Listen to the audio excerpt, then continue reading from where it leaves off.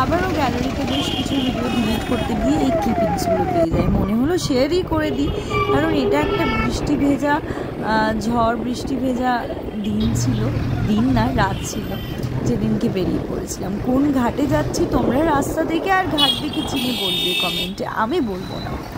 আমার মতো কে কে আছো যাদের এখনও বৃষ্টিতে সেই ছোটোবেলার মতো ভিজতে ভালো লাগে? আমি ছোটোবেলায় যখন বৃষ্টিতে ভিজতাম, মা কি বকা দিত, আর মায়ের বকার হাত থেকে বাঁচার জন্য আমার বাড়িতে বেশ বড় একটা উঠোন আছে, আমি উঠোনে থাকতাম না, আমি ছুটে ছাদে চলে যেতাম আর ওপর থেকে ছাদের দরজাটা বন্ধ করে দিতাম, দিয়ে প্রচণ্ড বৃষ্টিতে ভিজতাম আর ছাদের মধ্যে পুরো শুয়ে পড়তাম, ওপর থেকে টক টক করে বৃষ্টি পড়তো আর যত বৃষ্টির গান ছিল সেই গানগুলো গাইতাম আর নাচতাম।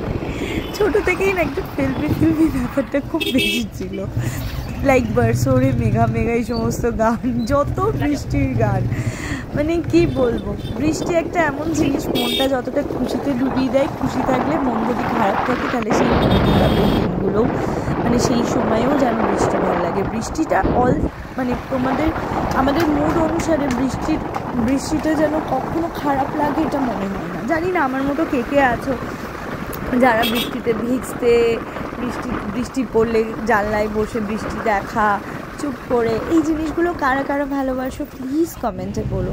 বিশেষ করে সামটাইমস মনে হয় ডোরেমনের যে টাইম মেশিনটা আছে, ওই ডোরেমনের ওই টাইম মেশিনটা দিয়ে যেন এক ঝটকায় যদি ছোটোবেলায় ফিরে যেতে পারতাম, দাদু তাদের সাথে খেলা, তাদের সাথে টাইম স্পেন্ড করা, ওগুলো যদি একবার ফিরে পেতাম খুব মজা হতো, তাই না?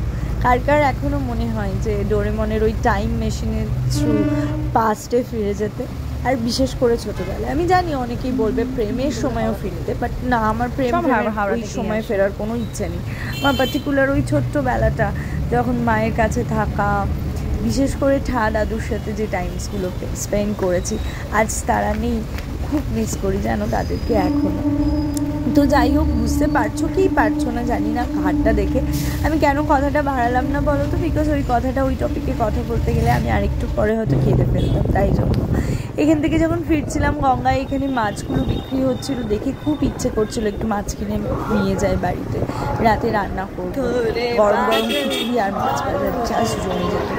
কিন্তু আর সেটা হলো না, বিকজ আরও জোরে বিদ্যুৎ চমকাচ্ছিল, আর যিনি আমায় নিয়ে গিয়েছিলেন সে ভীষণ বাজ পড়াতে ভয় পাই। ইয়েস, তোমাদের কাছে একটা গোপন রহস্য শেয়ার, মানে পূজার একটা ব্যাপার শেয়ার করলাম। এই যে আমি হেসে এরকম করে ভিডিও করছি না, যা খিস্তি খেয়েছি, হাজলামও হচ্ছে, এই যে লাইটনিং হলো আর পূজা গালাগাল দিচ্ছিল, বাট আমি খুব এনজয় করেছি। হাজার গালাগাল দিলেও আমি মেনে নেবো, আমাকে বৃষ্টিতে ভিজতে দিলেই হলো। ছোটোবেলা থেকে মায়ের বকা, এখন এই বাড়ির সবার বকা, সবসময় সবার বকাই খায়। তো যাই হোক, অবশেষে বাড়ি চলে এসেছি, আর এই যে আমার বেবিজরা আমার জন্য এইভাবে ওয়েট করে আর আমাকে প্রচণ্ড আদর করে। তোমাদের কেমন লাগলো অবশ্যই কমেন্টে বলো। টাটা।